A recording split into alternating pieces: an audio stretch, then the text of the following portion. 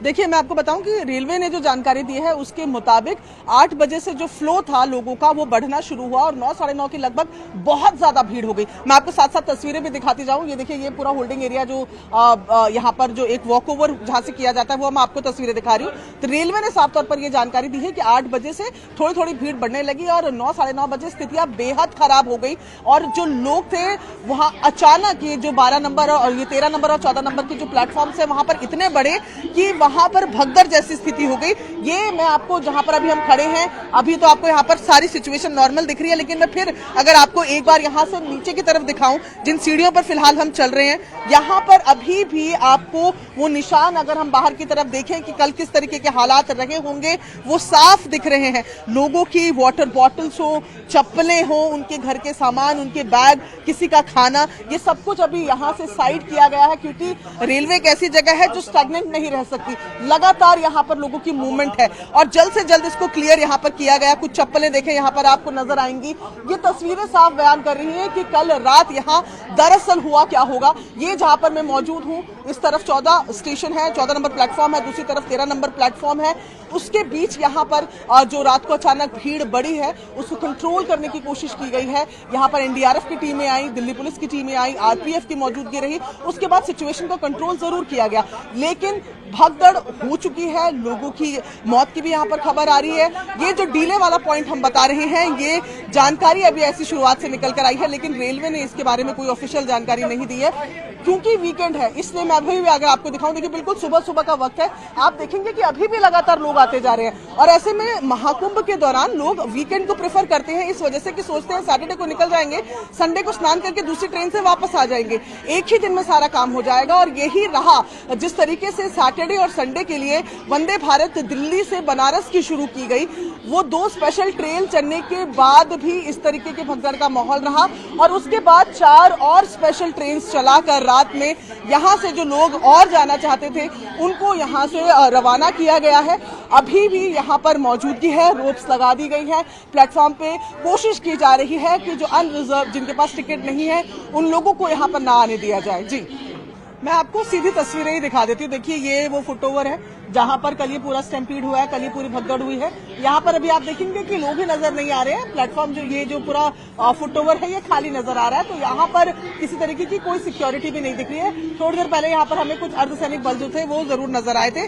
RPF की तैनाती जो है वो प्लेटफॉर्म्स पर नजर आ रही है। यहाँ जहाँ पर मैं यहाँ खड़ी हूँ, यहाँ ये प्लेटफॉर्म नंबर 16 है जहां पर स्पेशल आनी थी और ये दूसरी तरफ प्लेटफॉर्म नंबर 14 है जहां पर मगध ने आना था, मगध एक्सप्रेस ने आना था। इन दोनों की ही भीड़ थी जो कलेक्टिव होकर कल इस तरीके के हालात बन गए। तस्वीरें लगातार हम अपने दर्शकों को दिखा रहे हैं कि घटना से कुछ देर पहले यहाँ पर किस तरीके के हालात थे। अब कई सवाल इस पे उठते हैं। पहली बात तो ये कि इतनी भीड़ एक साथ स्टेशन पर पहुंची कैसे? क्या ये तमाम लोग जो यहाँ पर पहुंचे थे इन सब के पास टिकट थी? अगर इनके पास टिकट थी तो वो अंदर इतने सारे लोगों को टिकट कैसे दी गई है कि एक बार आपसे मैनेज ना हो पाया? अगर इनके पास टिकट नहीं थी तो इनसे टिकट शुरुआत में क्यों नहीं चेक की गई? जो साथ में लोग आए थे क्या उनके पास प्लेटफॉर्म टिकट्स थी?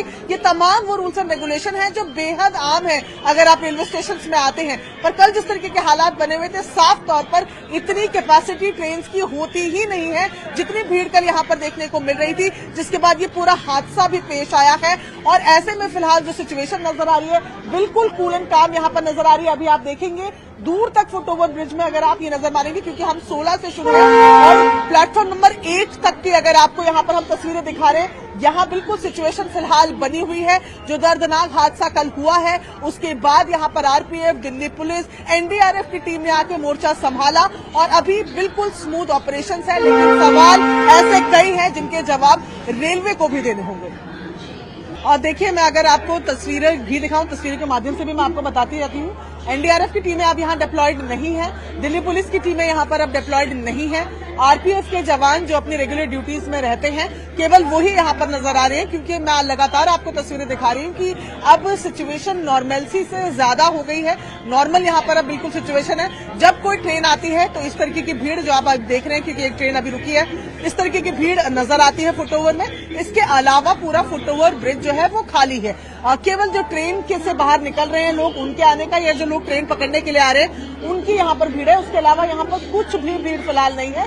स्टेशन की तस्वीर में अगर अभी सुबह सुबह आपको दिखाऊं, ऊपर से आपको जरा ये प्लेटफॉर्म नंबर 16 और 15 की तस्वीर हम आपको दिखा रहे हैं। आपको इससे भी अंदाजा लग जाएगा कि प्लेटफॉर्म भी अभी खाली पड़े हुए हैं, प्लेटफॉर्म में भी अभी भीड़ नहीं है।